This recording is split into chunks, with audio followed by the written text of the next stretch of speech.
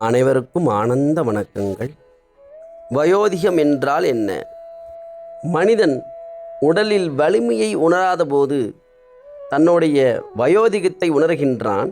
உடல் வலிமை எப்பொழுது இழக்க துவங்குகின்றான் என்றால், முதலில் உடல் சார்ந்த உணர்ச்சி முடிச்சுகளில் சிக்குவதினால் உள்ளுக்குள் உற்சாகத்தன்மை குறைய துவங்குகின்றது. இந்த உற்சாகத்தன்மை எந்த வயதில் குறைந்தாலும் அவர்கள் வயோதிகம் என்கின்ற உடல் பலத்தை இழக்கின்றார்கள்.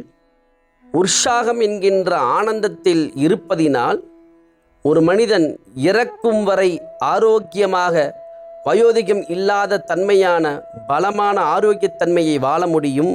ஒரு மனிதனின் ஆயுட்காலம் 120 ஆண்டுகள். எந்த ஒரு மனிதன் ஆனந்த உற்சாகத்தை உணர்ந்து தொடர்ந்து வாழ்கின்றாரோ 120 ஆண்டுகள் முழுவதும் அவர்கள் உடல் பலத்தை உணர்ந்து வாழ இயலும். இது சாத்தியமே.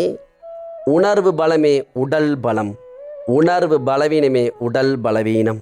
ஆனந்த உணர்வை உணர்ந்து உணர்வை பலமாக்கி உடலையும் பலமாக்கி ஆனந்தமான வாழ்க்கையை வாழுங்கள். ஆரோக்கியம் உங்கள் கையில். ஆனந்த நன்றிகள்.